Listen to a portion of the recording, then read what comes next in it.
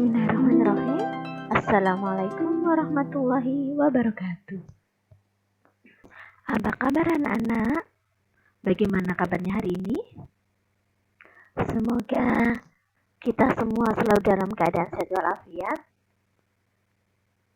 Kita beserta keluarga kita selalu dalam lindungan Allah Subhanahu wa taala. Amin amin ya rabbal alamin. Ya. Masih bersama dengan Bu Khoir dalam pelajaran akidah akhlak. Hari ini anak-anak akan mempelajari kisah tentang Nabi Musa alaihissalam. Mama sudah tahu kan? Beliau adalah salah satu Nabi yang termasuk ulul azmi. Apa itu ulul azmi? Nabi yang mempunyai kesabaran dan ketabahan yang sangat luar biasa. Mari kita ikuti pembelajaran hari ini. Yunus, kamu tahu kisah Nabi Musa alaihissalam? Belum tahu, Ilyas? Kalau gitu, yuk kita perhatikan video dari Bu Guru. Oke, Ilyas. Kisah Nabi Musa alaihi salam. Saat itu, Mesir dipimpin oleh Raja Fir'aun yang sangat kejam. Fir'aun tidak mau jika suatu hari nanti ada orang yang merebut tahtanya. Maka, ia memerintahkan agar semua bayi laki-laki dibunuh. Perintah Fir'aun itu membuat Yukabat merasa takut karena ia telah melahirkan seorang anak laki-laki. Atas petunjuk dari Allah, Yukabat meletakkan bayinya di sebuah keranjang dan menghanyutkannya di sungai Nil. Yukabat meminta agar anak perempuannya, Maryam, mengikuti kemanapun adiknya terhanyut. Dan ternyata bayi itu hanyut ke arah istana dan ditemukan oleh para dayang. Mereka lantas menyerahkan bayi tersebut kepada ratu mereka. Istri Fir'aun yang belum dikaruniai anak lantas mengangkat bayi itu sebagai anak. Bayi itu kemudian diberi nama Musa. Musa terus-menerus menangis dan tidak mau menyusu pada dayang istana. Akhirnya sang ratu mencari seorang ibu susu bagi Musa. Allah berkehendak mempertemukan kembali Yukabat dengan anaknya. Maka jadilah Yukabat sebagai ibu susu bagi Musa. Suatu hari, saat sedang berada dalam pangkuan Fir'aun, Musa kecil tanpa sengaja menarik janggut Fir'aun dengan keras. Ketika itu juga, Fir'aun memerintahkan agar Musa dibunuh. Namun, karena istrinya terus-menerus membujuknya, akhirnya Fir'aun pun mengampuni Musa. Musa dibesarkan dan dididik layaknya putra raja. Namun ketika ia dewasa, ia mulai sadar siapa dirinya. Ia bukanlah anak sang raja, melainkan anak seorang Bani Israel, kaum yang selalu ditindas oleh Fir'aun. Suatu hari, Musa melihat perkelahian antara seorang pemuda Bani Israel dengan pemuda dari suku Hipti atau suku Mesir. Saat hendak melerai, tanpa sengaja, Musa memukul pemuda kaum Hipti itu hingga tewas. Karena kesalahannya itu, Musa diancam dengan hukuman mati. Dengan bantuan dari seorang pengikut Nabi Ibrahim, Musa berhasil melarikan diri. Musa terus berjalan hingga ke kota Madian dan bertemu dengan Nabi Syuaib. Dalam riwayat lain, Musa bertemu dengan anak saudara Nabi Syuaib. Kemudian, Musa bekerja pada Nabi Syuaib. Tak lama kemudian, Musa menikah dengan Syafura, anak perempuan Nabi Syuaib. Setelah 10 tahun lamanya, Musa berkeinginan untuk pulang ke Mesir. Maka ia pun mengajak istri dan kedua anaknya yang masih kecil.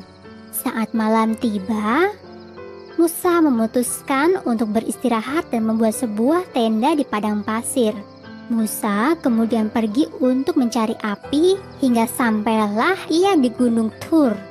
Di sana, Musa melihat api tampak menyala di sebatang pohon berwarna hijau. Saat itulah sebuah suara terdengar.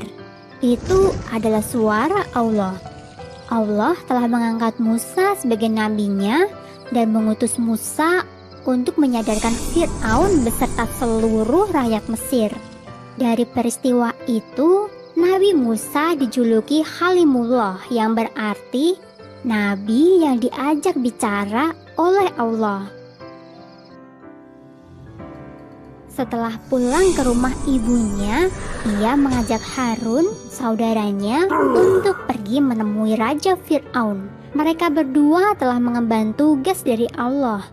Di dalam istana Fir'aun, Musa beserta Harun dengan lantang menyerukan bahwa mereka adalah utusan Allah dan tiada Tuhan selain Allah.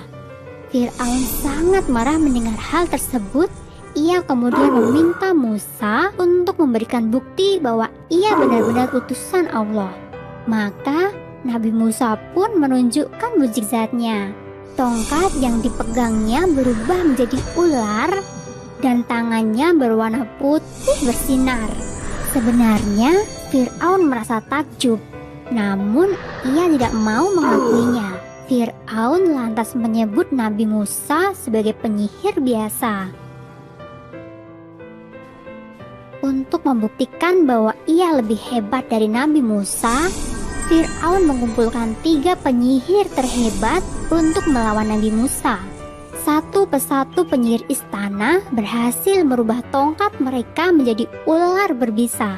Di bawah perlindungan Allah, Nabi Musa merubah tongkatnya menjadi seekor ular raksasa yang kemudian melahap semua ular milik para penyihir. Para penyihir yang menyaksikan keajaiban itu pun langsung bersujud dan memohon ampun kepada Nabi Musa. Kedudukan Nabi Musa semakin kokoh di masyarakat Mesir. Namun, Fir'aun dan pengikutnya tetap saja menolak dakwah Nabi Musa. Nabi Musa pun berdoa kepada Allah untuk memberikan petunjuk. Maka, Allah memberikan ujian berupa kemarau yang sangat panjang. Rakyat Mesir bersama-sama menghadap kepada Nabi Musa dan meminta pertolongan. Setelah bencana itu lewat, masyarakat Mesir kembali ke dalam kemusyrikan. Allah kemudian menurunkan bencana berupa hama belalang. Setelah hama belalang, Allah kembali mengirimkan hama kutu. Dan setelah itu, Allah merubah seluruh air di Mesir menjadi darah. Namun semua itu tidak menjadikan Fir'aun sadar. Ia justru semakin membenci Nabi Musa. Keinginan Fir'aun untuk membunuh Nabi Musa tak dapat lagi dicegah. Ia kemudian memimpin pasukan besar untuk menyerang Nabi Musa. Dengan bimbingan dari Allah, Nabi Musa dan pengikutnya lari hingga ke tepi Laut Merah. Nabi Musa terjepit antara lautan dan pasukan Fir'aun. Saat itulah Allah kembali memberikan mukjizat kepada Nabi Musa. Dengan pukulan tongkat Nabi Musa, air laut itu langsung terbelah menjadi 2. Terciptalah sebuah jalan bagi Nabi Musa dan pengikutnya. Setelah sampai di seberang Laut Merah, Nabi Musa kembali memukulkan tongkatnya. Seketika itu juga, air laut kembali menyatu dan menenggelamkan pasukan Fir'aun. Nabi Musa dan Harun terus memimpin kaum Bani Israel ke arah Palestina. Ketika tiba di kaki Gunung Sinai, Allah kembali berbicara kepada Nabi Musa. Allah memerintahkan Nabi Musa untuk puasa selama 30 malam. Dan Nabi Musa diperkenankan untuk bertemu dengan Allah di puncak Gunung Sinai. Kemudian Allah meminta Nabi Musa untuk mengenapkan puasanya menjadi 40 malam. Setelah Nabi Musa selesai, Allah memberikan kitab Taurat kepada Nabi Musa, sebuah kitab yang berisi tuntunan kehidupan bagi kaum Bani Israel. Tentang kelahiran Nabi Musa terdapat pada surat Al-Qasas ayat 7 yang berbunyi, "Dan kami ilhamkan kepada ibu Musa, susuilah dia, dan apabila kamu khawatir terhadapnya, maka jatuhkanlah dia ke sungai Nil. Dan janganlah kamu khawatir dan janganlah pula bersedih hati, karena sesungguhnya kami akan mengembalikannya kepadamu dan menjadikannya salah seorang dari para rasul." Tentang kenabian Nabi Musa terdapat pada surat Al-A'raf ayat 103 yang berbunyi, "Kemudian kami utus Musa sesudah rasul-rasul itu dengan bawa ayat-ayat kami kepada Fir'aun dan pemuka-pemuka kaumnya. Lalu mereka mengingkari ayat-ayat itu. Maka perhatikanlah bagaimana akibat orang-orang yang membuat kerusakan." Nah, gimana tadi anak-anak? Kisah tentang Nabi Musa alaihissalam dari beliau lahir sampai dengan menjadi nabi. Seru kan? Oke. Dari cerita tersebut, dari kisah tersebut, anak-anak, ada beberapa keteladanan dari Nabi Musa alaihissalam. Ya. Keteladanannya yaitu yang pertama, sikap pemberani. Bagaimana bisa berani?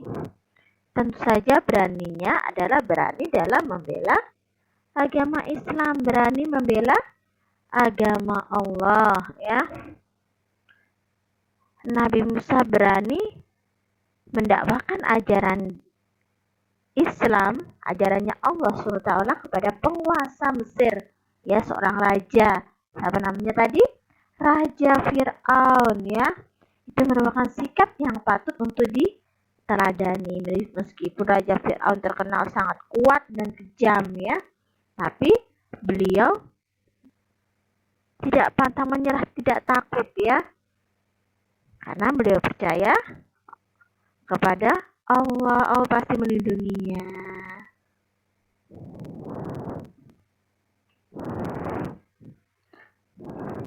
Yang kedua yaitu ketekunan dalam belajar, ya. Meskipun beliau seorang nabi, beliau tetap menuntut ilmu atau belajar kepada Nabi Khidir, ya. Sudah nabi aja masih belajar, ya anak-anak, ya. Bagaimana dengan kita, ya? Nah, makanya kita harus meniru atau mencontoh rajinnya beliau dalam mencari ilmu atau dalam belajar, ya, karena itu pasti akan berguna bagi masa depan kita, ya, bekal kita hidup di dunia. Yang ketiga yaitu suka membela yang lemah, ya. Pada saat masih tinggal di istana, sesuai dengan cerita yang tadi, ya, beliau mendapati pertengkaran antara keluarga Fir'aun dan rakyat jelata dari Bani Israel. Malah Nabi Musa membela rakyat jelata, bukan keluarga kerajaan. Kenapa? Karena orang yang lemah itu patut dibela, patut dilindungi, ya. Jangan mentang-mentang badannya besar, kuat, malah suka mengganggu temannya yang kecil, kurus. Itu tidak, itu perbuatan yang tidak baik, ya. Justru temannya yang kecil, yang lemah, kita kalau merasa kuat badannya, tenaga kita berlebih, kita harus sering membantunya, ya. Oke, anak-anak.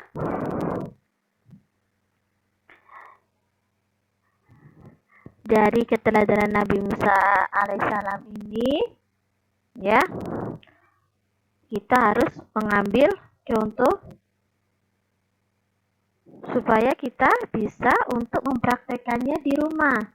Ya, misalkan kita menolong teman, kita lebih rajin bekerja dan belajar, menjadi anak yang baik dan mengajak kepada kebaikan.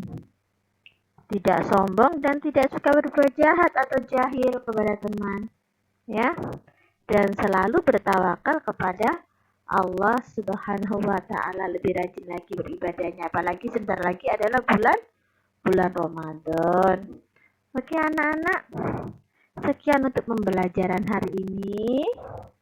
Ya, tugasnya anak-anak di rumah yaitu bercerita tentang kisah Nabi Musa alaihissalam dengan dalam bentuk video ya, dikirimkan ke seperti biasa ke WA group.